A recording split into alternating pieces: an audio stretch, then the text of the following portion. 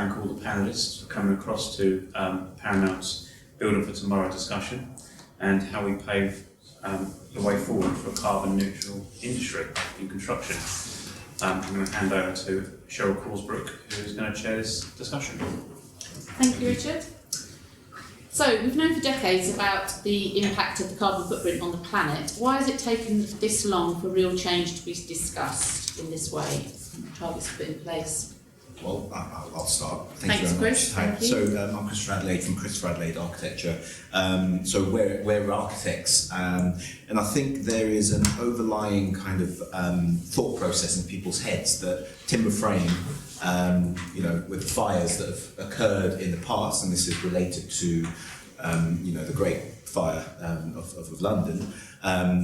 People have gone back to the idea of building in concrete and in masonry, which acts as a safer product. So that in our heads and our clients' heads has been how buildings are built.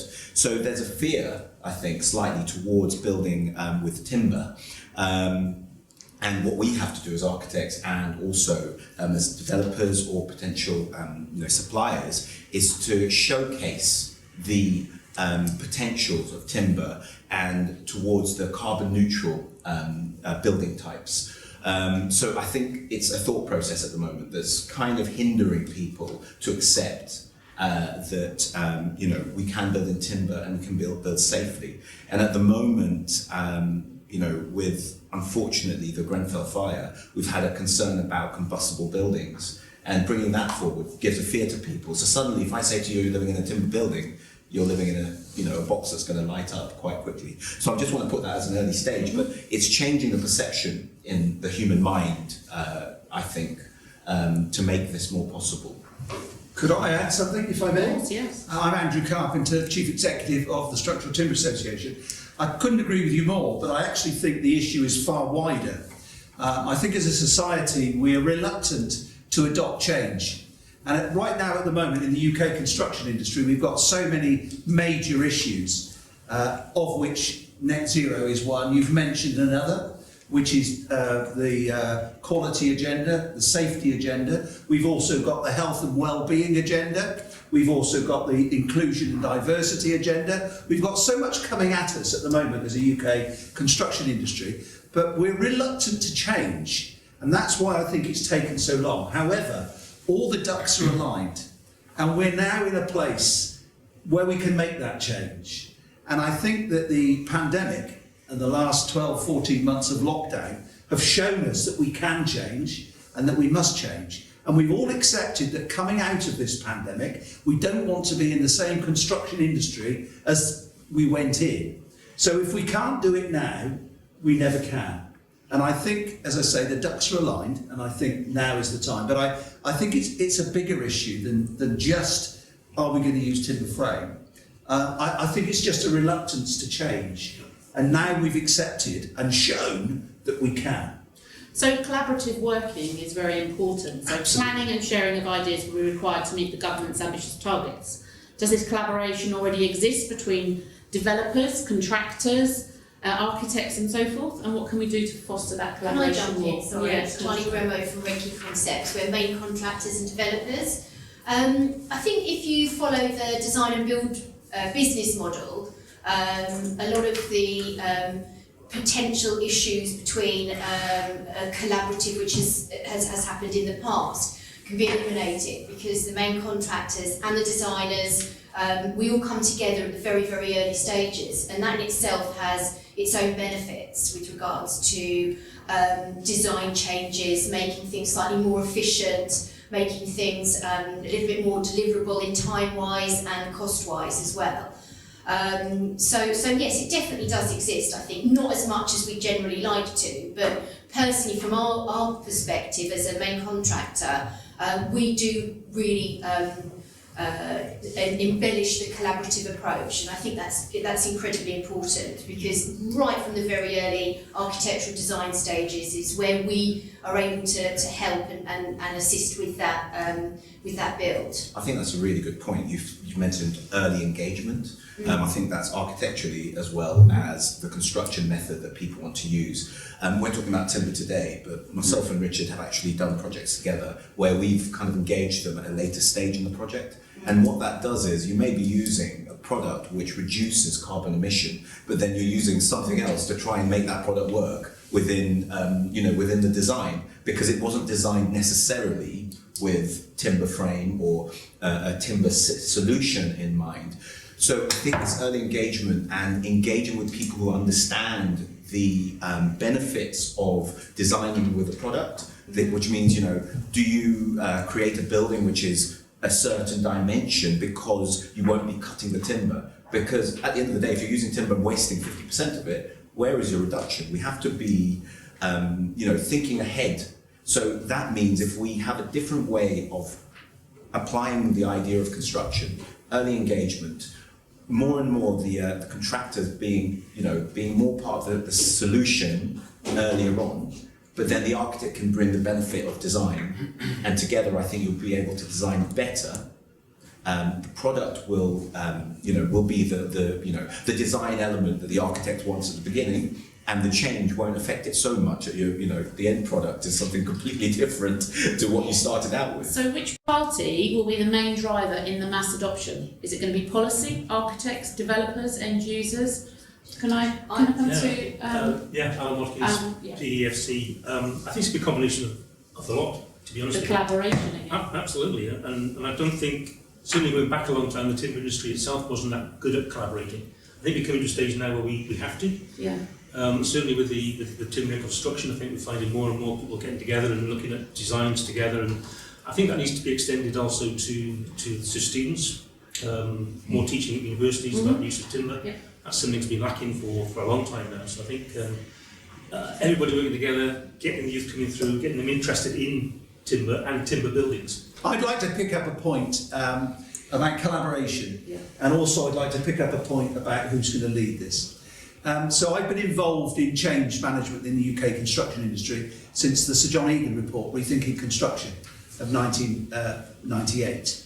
And whatever you're talking about, here we are talking about the net zero agenda, but whatever the topic is, whether it's building safety, whether it's staff retention, whatever it is, it boils down to two important things. You need a collaborative culture and you need an integrated supply chain. The early involvement that you spoke about is crucial, but so is procurement on value rather than lowest price. So is making sure that you get the right commercial contract, and so on. There's lots of figures. And then picking up on the question you asked about who's going to drive this. My experience of 44 years in the construction industry, there are two things that drive change, and two things only. The one is regulation and legislation. So if it's government-led, it'll happen. The other thing is whether the client thinks it's a good idea. If the client says we're going to do this, surprise, surprise, the supply chain follow. So it's the old carrot and stick. And for me, those are the two important areas. If we're going to drive this net zero agenda through, government legislation and making sure we've got the clients on board who insist that the supply chain follow suit. So, from a regulation point of view, emissions need to be reduced by 70% by 2035 for manufacturing and construction compared to the 2018 levels. So how do we go about decarbonising the construction industry? I'd like to say that. But I'm going to come in again if I may. Sorry. Just to say that we have, I believe, now the opportunity to all speak with one voice. We've got the Construction Leadership Council, who have shown during the last 14 months with the roadmap to recovery and also with the site operating procedures that we can speak with one voice. We can be joined up. And what we've now just created within the CLC is the Construct Zero board, of which I'm privileged to be a member. And they've set out 9 key performance indicators by which they're saying the whole industry can abide or should abide. And if we can get our act together and work together under those 9 KPIs, I think we can move forward at pace. And that would be my suggestion, because you've made the point, historically we're fragmented. We all do things slightly differently. Let's get behind the Construction Leadership Council, let's get behind these 9 KPIs, and let's drive this forward. And how on another level, how do we therefore get planners involved in that, because from our point of view as main contractors, a lot of, by the time we get involved, if it's not right at the very beginning at the design stages, it has to a certain level been dictated by the planners to a certain level. For instance, as main contractors, we are building a small development in Kent, and it's a timber frame building or development, but we're having to clad it in ragstone because that is what the planners have wanted, because they have not potentially, and I might be speaking slightly out of turn, wanted particularly aesthetically different, for want of a better description, development. So I think, yes, as part of the collaborative, we've got to get this very resilient supply chain on board. It's got to be led by the government, as you say. I totally agree with that. But there are so many different components in this collaboration. We have to, and we have a voice, we have to identify exactly who these people are, because we can all work together, the design teams, design and build, supply chain, but actually, unless we've got the government and the planners and the local authorities on board, it could be potentially a wasted exercise. So coming back to the design then, Chris, you know, you're working with the end users, you're that first point of chain with the planning and the end users. How are they taking this on board? So I find it's education, it is and fear, which was mentioned earlier. If you're able to be clear about what the end product will be, you'll be able to express this easier to your client.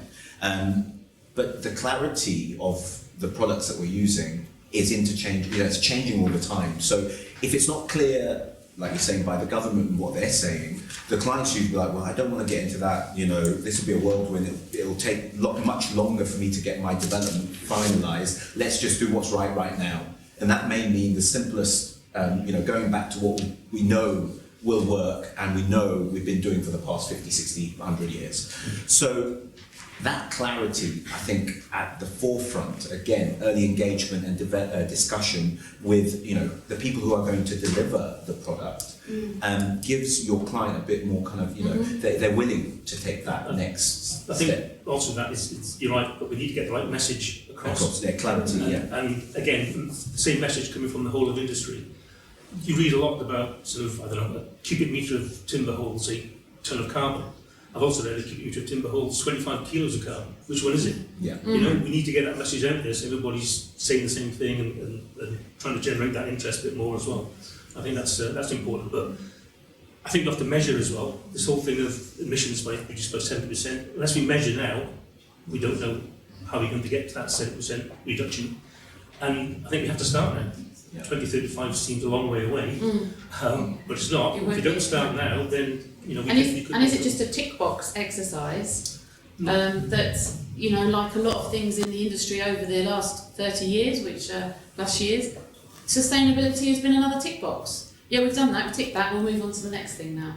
I don't think so. I think we've got. I mean, as a built industry, I think we're something like we cause 40% of, you know, our carbon footprint effectively, correct me if my figures are wrong, a circa 40% of the damage. And I think when you see the figures, it is actually increasingly alarming. And the radical changes that the government have made with their relevant policies and changes, they're coming in 2035. We've got to make that reduction of 78%. So I think, you know, from our point of view, it's very much being able to identify existing buildings that we can potentially refurb, for instance, with a lot of the educational side of things and the healthcare. And I think it's not just new builds, it's existing buildings as well, which are still very much, you know, especially the 70s, the 80s builds. We all know, you know, obviously of some of the materials that they were built with, but the benefits for timber, which is the whole purpose of today, really are able to be elaborated on by us as a collaborative, and I think that's the most important thing. But there are other components, as I've mentioned before, that may hinder our hard work or our sort of progressive thoughts. The positive effect that timber can have on this agenda is well documented, and I have to say is well known, because at the moment marking certain companies who have put themselves forward to be net zero champions. and I've got some of the paperwork here, which I can't show you for obvious reasons. But I'm pleased to tell you that there is an acknowledgement that timber is the building material of choice when it comes to net zero. So much so that in the 9 priorities, priority number 9, which I'll read, is supporting the development of innovative low carbon materials, brackets, prioritising concrete and steel. And the reason for that is because everyone knows that they're the 2 building material components that actually are our worst enemies when it comes to this agenda. You mentioned 40%. Well, actually, cement is 8% of the 40. Yeah. You know, so I think, and what pleases me, because obviously I sit here as a timber frame person, is that this acknowledgement is now far and wide, and people are acknowledging that they've got to change the cement and steel content if we're ever going to meet these targets. So I don't think we should be defensive anymore as a timber sector, and it's widely accepted in the same way that, for example, modern methods of construction are now accepted as the way forward. If we're going to deliver, for example, the 300,000 houses, we have to do it with MMC, and that's why I think it's such an exciting place to be at the moment. You know, we're right there. It's great. So many countries around the world construct with wood. What can we and should we learn from these markets? And if we can go to Nick. Afternoon, everyone. I wanted to make a point about thermal performance. It's essential that we have legislation from government within the building regulations that tell us that we have much better thermal performance for our houses. And wood can help us deliver that. There's a real big disconnect in the UK between people who use timber as a material and forestry, for instance.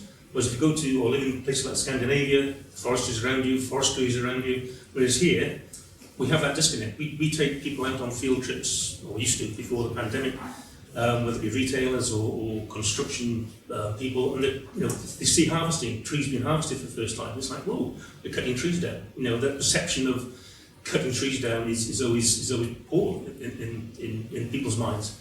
But when they see the reality of sustainable forest management and what it can bring, I think that changes things. So I think, there's a poor perception in the UK, I think, and that disconnect between using timber and actual forestry practices. There's an opportunity for us to take best practice here in the UK. If you go north of the border, 3 out of 4 homes are built in timber frame. You know, so we don't need to go worldwide to look at best practice. It's there for us to see here in the UK. For how long, I don't know. Nicola has a way, but it's there and we should be using it. That's our immediate opportunity. So what are our current challenges constructing with timber? Nick was asking about the thermal build-ups of timber, and I think that's one thing about educating people who are actually designing these buildings. So there are too many different types of things going on. We need to kind of get some details that can be a go-to, for example, that can help architects, I'll talk about architects as well, so that we're designing towards a fabric first approach for buildings. That fabric first, because actually timber frame, concrete, whatever, if you're using 2 or 3 times the amount of energy to warm your building up, there's a bigger problem, because that's the legacy of the building you're building. So that fabric first and thermal approach for the UK buildings, we need to start looking at that and making sure that we're able to provide, like I call it, like a pattern book, you could call it, that you can go to and say, here are 3 details, here are the ones and how they work. Apply this to your building, your thermal is achieved, your thermal resistance is achieved. And you won't need to use as much energy to keep this building warm. And that will probably reduce the amount of carbon emissions in the future. And it's a forward way of thinking of keeping our buildings sufficient for the kind of lifestyle we live in the UK. I think from our point of view as well, a lot of our clients do and are very much governed by sort of the capital expenditure versus lifetime costings of timber buildings, and I think that is an area that really does need a lot more education on. Some of our developers, with regards to, and us ourselves as developers with funders aren't always 100% behind timber frame buildings still, funnily enough, and it's incredibly frustrating. because the end user, we've discussed who's going to drive this, and we've agreed as a collaborative we all are going to drive it, but ultimately there's the end user as well. The clients that we have and ourselves when we're looking at development opportunities, it is about the end user, the resale value, and we still know there is very much a sort of stigma for timber frame buildings, even though there is, we could get it out there at how amazing that they are and the benefits. Are you saying that, Charlie? So how far will the end user demand drive the mass adoption within construction? We see house builders and local authorities adding solar panels to their homes and to social housing and using this as a benefit in their marketing. Do you think the average house buyer cares about the fabric of their homes and in the ways that we're talking about today? And what are the benefits to them in owning a timber constructed home? Maybe Richard, if you could comment. Well, I think it's a generational thing. I think as generations are coming through, you're going to have a lot more invested interest within having a sustainable house. You're looking at your future and how the world around you has been affected by carbonisation. So the fact that you're going to be owning and buying a timber frame or sustainable house, whatever that might be, I think that's going to change perceptions. So ultimately that's going to come down through the chain. And the overall perception is going to change throughout the industry then, because it's even business owners, isn't it? Because, like myself, if you look at that, I started up Paramount Timber Frame, and the reason why we're doing this meeting here today, Building for Tomorrow, is because I've got driving force behind changing the perceptions. And that's because my generation wanted to change that. So I think business owners across the board, even to main contractors and even people that are putting that legislation in, they're all got that invested interest. So it's naturally going to change. Let's come to Kehinde then, because Kehinde is that next generation and architecture. Architecture, I agree with what you're saying, because at the end of the day, in our classrooms and with our tutors and our teaching, there's a very strong engagement, and there's a strong narrative of trying to change the future, trying to be net zero. The RIBA have said they want to, be net zero, and therefore we've had to adopt these embodied carbon resources. There's so much information that's free. I think it's interesting how a lot of the times when I was working, it's very hard to get information, like you were saying earlier, in terms of they'll tell you one thing about cement and then they'll say it's actually not too bad. They'll tell you timber's bad and they'll tell you, oh, it's actually really good. And the thing is, we sit in these classrooms and we debate all the time about, do these resources work very well? And there's stuff like FCBS that allows us to actually work with embodied carbon. And we actually have to sit down and say, okay, how are we going to make this building? Okay, the construction is going to be this amount of body carbon, but how do we reduce it? So we do have these conversations all the time, and that allows us to kind of think proactively about lowering that. And that's, like you were saying earlier, about early engagement, because that's very important. And like you're saying, we are the future in a way. And I think in schools we are being taught to kind of think ahead.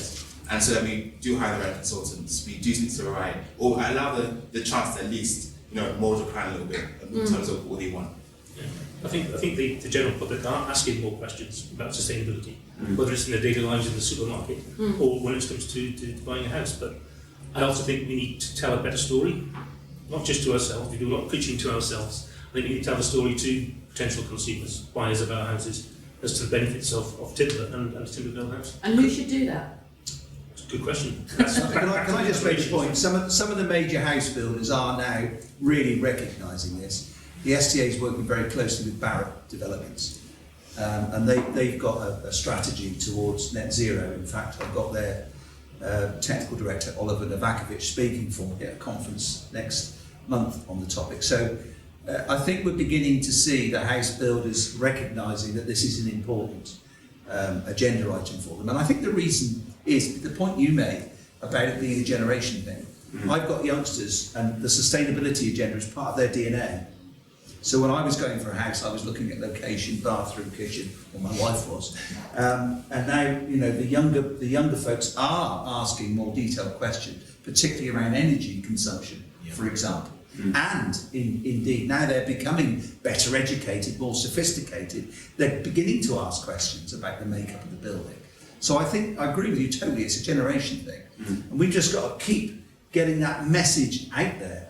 So I think that answers my questions about what are the current challenges to constructing with timber, because everybody knows what they should be doing, but it's just about how they bring that on board. Well, and I'm sure that cost is a factor. It's replacing a product at the moment. So it's not just the be and end all of what we have to do in the industry to achieve the net zero. It will also be how we discuss energy. And I think earlier on there was a mention about government changes and so forth. The old building regulations and SAP testing, would be totally pushing you towards gas use. And now they're changing that. But, whilst we're forward thinking and saying, shall we put in an electric boiler, it's not compliant to the building. So currently we're in between state where we're telling clients, use something different, but we're not allowed to use it because the SAP calculations won't allow it. So we're in the, again, we need to have some clarity that us as designers as well, we can be forward thinking, we can suggest certain ways of designing, we can suggest timber frame, but we need that clarity up front. So yeah. The elephant in the room is something you mentioned earlier, and that's the fire agenda. Yes. Because coming at us this way, we've got net zero. Yeah. Coming at us this way, we've got Hackett, Grenfell, and everything. So what we've got to do as an industry is come up with solutions. So that wherever there's a barrier to the use of timber frame, we need to come up with a solution. And I think we've got those solutions. I think they're already in place. And so you talked about pattern books earlier. The STA got a series of pattern books, particularly around fire safety. Yeah. So I think what we need to get better is our communication and dissemination of that knowledge, because we have the answers. So that would be my request. So from your we're talking about the CLC and what's gone on in the last year, and everybody has adopted a procedure. It comes from governance. So the regulation needs to be stricter on what we need to specify, so that we can move forward in an industry with a sustainable supply chain in the way that the government wants us to move forward. So again, it's back to being told what we need to provide, as opposed to designing or producing something that's not. Yeah. It's very difficult. We have to always come back to the fire concern, like you've mentioned, and we're looking at buildings which were at the time considered safe, considered correct way of building. Given us, we don't design the actual elements. We specify those elements because at the time, a piece of paper in front of us says agreeable with buildings. And in the future of this, for the poor clients or the people who purchase the buildings, like Charley was saying, they're stuck between a rock and a hard place because they can't sell the buildings they're living in. And we live in an industry where we want to move on. Our client wants to buy, sell. That's how the world goes round. If you can't sell it, we're basically creating things that people can't use as an investment. So yeah, I think it may be the clarity needs to be even clearer. If we're going to be stating that we're going to be using new technologies, we're going to be using timber frame systems, it needs to be clear that the longevity of these ideas are beyond 10 years, are 30, are 50, are 100. We're living in houses that are still standing, Victorian, Edwardian, some 1930s, that people love because they're still standing up. They're able to manipulate them into different layouts. There's all these future proofing of buildings that we need to be concerned about. So it's not thinking about now, it's thinking about 30, 50, 100 years time. Sorry to interrupt there. I mean, from a main contracting point of view, what helps us and our clients, it's not that our clients don't want a more sustainable way of building, they're very, very aware of their sort of commercial requirement relating to that element. But there are other areas that are stopping, areas that we have discussed about that. So for us, I think it's more identifying with yourselves alternative methods. We've been building passive houses and such like for years and years and years. We're not sitting here trying to start a revolution or redesign the wheel. The government have stated that, 2035, 78% has got to happen. And it is going to be a gradual change. Things like air and ground source heat pumps as well contribute to a timber frame. There's other areas that we can be generating, although today is very much focused on the benefits of timber framing. We still mustn't forget the other areas, solar panelling, etc., which timber frame buildings accommodate very, very well. So again, that's more of a collaborative of our supply chain as well as us as business owners. If I may say, this boils down to leadership. It's leadership that's going to drive this. And the best example of leadership that I've recognised in the last few months is from Welsh Government. So Welsh Government have decided that from 2022, all affordable homes in Wales will be constructed in timber frame. And they've got a new modern procurement campaign going, where they're working with 11 councils in Wales, and they've got 14 of our members, and we're coming together in a consortium, and we're putting a plan together so that from next year, all the houses in Wales will be constructed in timber frame. And I think that sort of leadership is what we need to see more widespread. I'm communicating it as widely as I can. I've done it with Bristol City Council and Birmingham City Council. I've talked to the GLA about what they're doing. That's the sort of leadership we need to see more widespread, because that's what's going to drive the change. As I said right at the beginning, if the client thinks it's a good idea, it's going to happen. And I think it's quite simple, making it more attractive, making it, you know, the benefits of a timber frame. It doesn't have to be as costly, it can be delivered much quicker, which for my clients and ourselves as developers is a great thing, because we're, you know, often funded from various different lenders. So I think the benefits have been there, but I think it's really been brought to a highlight since we've had the new government policies issued. Can we come back to Nick on that point, because Nick is involved with the government regulators and customers. Nick, your perception of this, what Andrew just spoke about with regard to the Welsh, how can that be adopted within the rest of the UK? It's important that we can try and influence house building in England. That's slightly more difficult than doing so in Wales. I think it's about setting the limits for things that we want to do. But I think government has a much stronger role in terms of legislation. As I said earlier, it's about thermal performance as well. So if we set the building regulations to require much higher levels of thermal performance and then sell that to house buyers, then we should be much better off.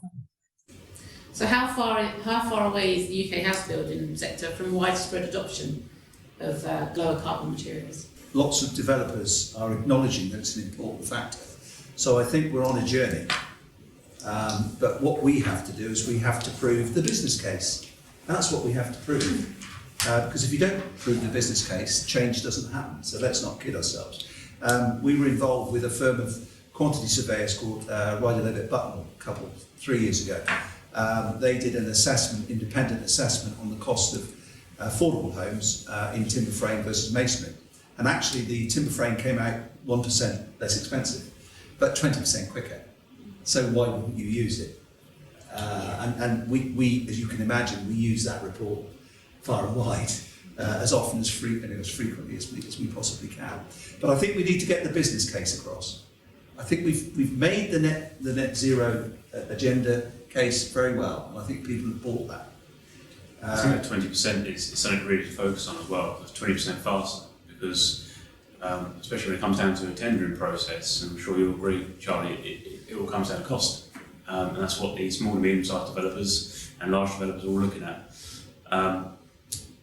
And there's a lot of hidden costs. I'm sure you agree that, you know, it's not just looking at materials, but that 20%, small and medium-sized developers, they're getting funding. So if they're returning that funding, there's less interest. They're moving on to their next development. There's a return on investment a lot quicker. So that doesn't get taken into account of. And as a supplier, when I'm starting talking to developers, is when they're comparing cost to cost, I'm saying, well, have you thought about the return on investment, the interest costs that you're regaining back on that, the lack of preliminaries, site managers, you know, all those stuff adds up and it comes to a big amount. And time is a valuable resource, you know, and you're rightly saying what you're saying about using timber frame or using any other modern method of construction. Fabricating off-site, prefabricating in a controlled environment and bringing a product to site ready-made, it reduces all of the elements that are going to risk the weather and all of those things as well. So what about, let's go on to building with alternative methods, and do we require different skilled workers in those different areas? naturally, a carpenter will take on a timber frame installation. Now the STA have got accredited install programs, and they're educating even the historic, traditional carpenters into modern methods of construction. And we get a lot of carpenters that come to us and say, "Oh, we want to start installing for you," but we always have to point them along the lines of, "Are you STA accredited?" And it goes down to the qualities, of what developers look at and warranty providers, is that we have to install to a gold standard. Paramount are an STA gold accredited manufacturer, and we have to have gold accredited install teams. So we're also not just re-educating at the front end, we're also re-educating the people that are installing those timber frames. And do we have the right amount of people coming into the industry to do those kind of things? Are we promoting this as an industry to schools? I mean, Kehinde, maybe you can come in on this. How is the promotion of the construction industry within being promoted in schools and universities? Yeah, no, that's a good point. I mean, in a way, we kind of talk about timber as almost like a sustainable approach, and at the same time, we do sit down and say, okay, what's sustainability? Like, there's no point arguing that timber is the best thing when compared to concrete. Obviously, it's quicker and it's lighter, but at the same time, it holds the body carbon. So when we do that, we talk about it, we say, okay, how can we make this timber structure but it's actually being able to be deconstructed? And because buildings have a longevity of 120 years on average, and how, if that site, I mean, we design buildings instead of representation of buildings, we actually design buildings per se, so we can have our compositions a bit more loose, and therefore, when we talk about having a building that can be deconstructed, we talk about the joints, and we talk about the details, and we talk about, okay, if we want to change the site's program, then how do we, lower the cost of that? And I think timber is something which ultimately falls under sustainability, but it's like you're saying about having the right kind of people behind you, the right kind of systems that behind you to kind of make these things apparent, because we don't want to have this timber. The UK is quite a timber technical kind of domestic.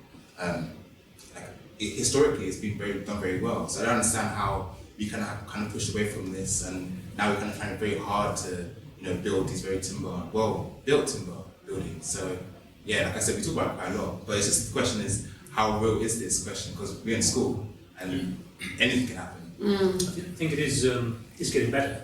I mean, look at Timber Trade Federation and Charley do a lot of outreach now to universities. That's working really well. You've got things like the Centre of Advanced Timber Technology opening in 2022, which again bringing new engineers and people working in timber technology through as well. So it is getting better, but there's always a time lag, isn't there, to get these people up. And I think this last year, I think this last year has shown schools how important the construction industry is, because it continues irrespective of what's gone on, a global pandemic, but we're still building, and we're one of the industries that continued to carry on over the pandemic. One of the things I want to say, so a statement really, optimising building design to reduce resource use is a key part of the strategy in reducing the emissions. What should that look like for our industry? Can I answer that? Yeah. It's just going back one step. I know, yeah. It's training, and I think you touched on it, bringing in people who are STA accredited. Now, do we start apprenticeships in school and push people towards the industry, which I think will be the future, slightly de-skilling the actual industry so that more people can do it, because it's a repetitive process, and then making them do that process properly.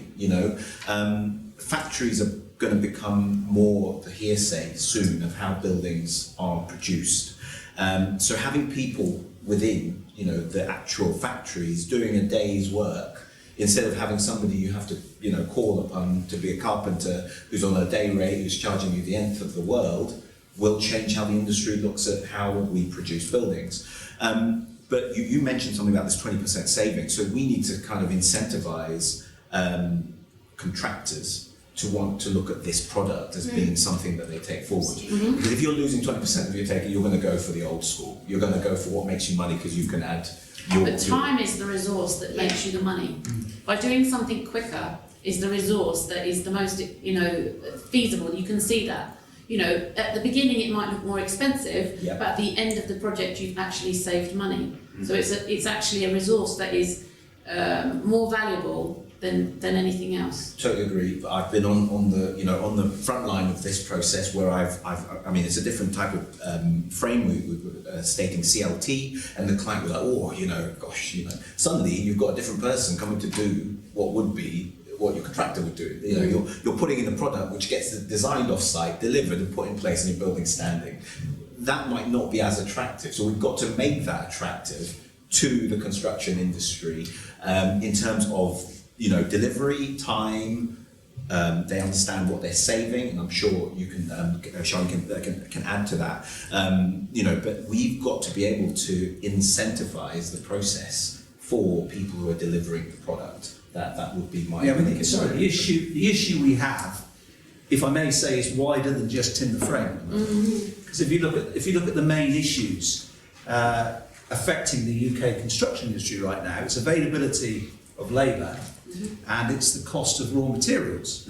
So that's across the piece. Now, if we look at the skills, if we go up a level on the skills front, it's acknowledged now that, as I mentioned earlier, that MMC is an accepted way forward. You've only got to look at NHBC with their new NHBC Accepts. You've only got to look at the CITB in terms of what they're doing with their new structure and having a place for MMC set aside as a one-off, because we all know that actually MMC is different. But what we need, in my view, is more flexible skills. We've got to give the people a chance to be able to have flexible skills, because a lot of the work, as you've said, is going to be done in the factory, which is safer, which is quicker, which is probably the quality is going to be better. We know that. But what we haven't got at the moment is we haven't got that flexible workforce, because they've all been brought up for years and years doing traditional trades. And we're now looking to ask them to do something a little bit different. So I think that's something we need to consider as a sector. I like the idea of selling timber to young people, and I think that's a good sell and a relatively easy sell because of the net zero. So we need to get them in. But what do we do with the existing workforce? That's where I think we need to. I think there will always be work for those existing workforce to do that, because there's always buildings that aren't going to. There's not the new buildings. There's the older buildings. But what we need to do is we need to educate the educators, because they're still teaching very old ways. I don't know, Kehinde, whether that's the same in the architecture side, but I mean, they're still teaching things that aren't even being done on sites now. And yes, I understand that there are skills and tradesmen and master joiners, but they're not on site. These aren't the people. The trades we need are steel fixers, carpenters, engineers. I mean, let's not forget, we take up, as an industry, at least I think it is 10% of the UK's employment. So we are, there's always been a shortage, and there continues, as you say, Cheryl, to be a shortage of skilled labourers, skilled technicians, skilled. I mean, the market is very tight. The competition out there is incredibly high. Going back to what you were saying, with regards to sort of the contracting side of things, we're recruiting. We're really lucky to be in a position where we're growing at a very slow and healthy pace in this unknown industry and climate. That's where I very much see a shortage in skilled labourers and skilled workers and skilled people within construction. What we can do, and going all the way back almost 180 to our original point, is from a very early collaborative stage, we can try, and what we try and do as a business, and we are getting a good pick-up on this, is to show two different delivery methods. So we're not stepping on the designers or the planners' feet. We're getting right in there at the very beginning, where a client, or we might allocate some land, and the client comes to us and said, well, what can we do? We get involved at that stage, and that's where we're in a position now to say, well, we can do this, and these are the benefits of going down a more sustainable route. And this is a traditional build. It's not saying one is right and one is wrong. It's, as you say, educating and working as a collaborative, and not trying to be renegade masters and come in and change the industry. But we do have these very tight deadlines by 2035, and we have to make changes now. Yep, I agree. We're going to come to the end shortly. Maybe if we can just come through the panel and just have just a few words from each of you in how you feel the way forward. So can I start with you, Chris? Well, Sorry, I'm on the spot there. Well, firstly, thank you for putting this together. I think having these conversations is quite important, doing them early, but the collaboration between teams, having people from the construction industry at the front end, people at the construction industry who deliver the product, having these conversations are what we need to do. So coming from an architectural point of view, I think what we want to deliver is our design, that we spend time on, where the early, we're going to create something that's going to be long lasting, and we want that to be delivered. So I think early engagement is what's been brought forward quite a few times. So, those discussions that we're having are paramount to using our word paramount. Yeah. So briefly, Andrew? Okay, well, I'm going to mention a couple of things that we haven't talked about, surprisingly, during this session. The first is the future home standards, which I think is going to play a vital part in terms of our future direction. We've talked about governance, we've talked about regulation and legislation. So I think we need to make sure that Fabric First is maintained, and I think we need to make sure that there's some mention of embodied carbon. So that's the first thing. In terms of opportunity, I think we here within the UK, and particularly within the timber frame sector, have got a wonderful opportunity in terms of a showcase in COP26. And I think we should be using that as a real opportunity to sell our case. So I mentioned that. With Nick Boulton and others, I sit on the Confederation of Timber Industries, and we've just recreated an all-party parliamentary group for timber industries, and we're going to use that to promote our cause to politicians and councillors and so on, with the message net zero now. Because what we're saying to politicians and councillors, why wait till 2050? Why wait till 2035? You can do it now if you use timber frame. And finally, I just make the plea I made right at the beginning for us all to come together as one industry under the Construction Leadership Council, so that we've got consistent KPIs by which we can measure ourselves against any other part of the sector. Collaboration again. Of course. Andrew. Nick, can I just come to you? I know you're not going to say.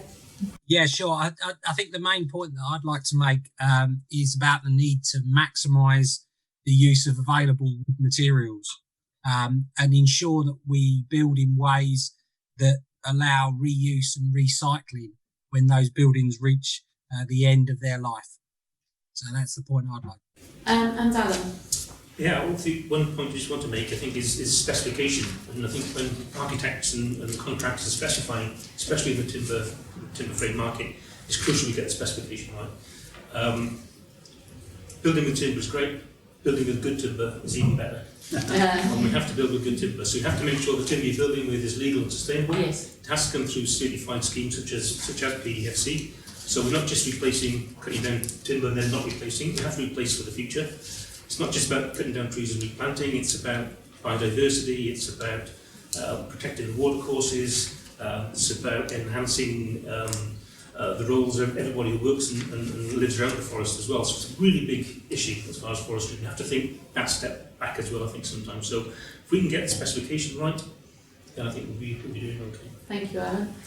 And coming to you, Kehinde, you're our future. It's been great being here today, obviously being on the fly on the wall in many ways and just learning a lot about the timber industry and also its benefits and its drawbacks. But I'm very positive about the future, and I think in our schools we're very, we really engage with this whole net zero. We're really engaging with this embodied carbon because we are seeing that the global warming is an issue, and like we were saying, it is 40%. The building industry is 40% of that, and we see buildings, we analyse buildings which hospitals, skyscrapers that absolutely use so much energy and don't actually have any sustainable way of trying to support itself. And we look into timber quite a lot because it has that kind of benefits of being fast and have conversations about body carbon. So I think from my standpoint, I think our schools are trying to push that forward, and in many ways there might be a disconnect. I think because the teachers and we're in a school architecture school, and then there's also the construction world, and the two different places. But ultimately, I think we're given the knowledge and we're given the resources, because there's so many free resources that we use to analyse our work. So we just want to encourage the industry to do the same. And it's up to them to kind of set the standard, and for us to come in and solidify it, if that makes sense.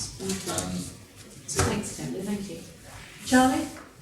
I think it's been a great opportunity to sit around the table and have this discussion. What I've picked up on is that there's still so much I need to learn and be educated on. I still genuinely, strongly believe that we need to push more through the education systems with regards to seeing the opportunities within our industry, the engineering, the architecture, the project management. It all requires high skills. And I'd love to see more. I know, Cheryl, you're doing that on a totally separate note as well, working very tirelessly with regards to promoting that. But it's working with like-minded people and working with yourselves, meeting you guys today, and getting you guys on board so that it's part of the design and build team. Then we come as, you know, a whole project packed, as it were. And just doing what we have to do. We've got to hit these targets, and we've got to work in line with everybody else. But there's a long way to go yet. So I think the sooner we identify these, and having talks like today has really helped, and I hope educated a lot of people out there. And I think just looking at the panel today and the cross-industry that we are as constructing excellences and across collaboration, it's about the whole of the industry coming together. And for me, as Charley alluded to, I work passionately with schools and try to tell them that it's more than being about a bricklayer or a carpenter. There are plenty of other things to do. And I think the collaboration that we've all suggested here is how we've brought us all together. Richard, can I leave you to close? Yeah, so ultimately it's about the responsibilities we've all got within the construction industry, I think, and we are all responsible for that. And we've all got the same voice here in the room today, so I think we should really take that away and start driving that in our own little sectors. Paramount's main ethos and vision is all about doing that, and that will be done through our social medias, events like these. So we're going to carry on doing that. So I hope the rest of the industry can, including the timber frame industry, more people get on board like we do. It's also going to come down to regularisation. That's ultimately where it's going to come down to. And really, I think there should be incentives in the construction industry, because everyone's driven by money at the end of the day. So it's going to be an incentive that's going to help accelerate that. But I'd like to thank you very much for coming to the panel today. It's been really inspiring to listen to all the voices. Hopefully we can all pull in the same direction and sing off the same hymn sheet. Thank you. Thank you.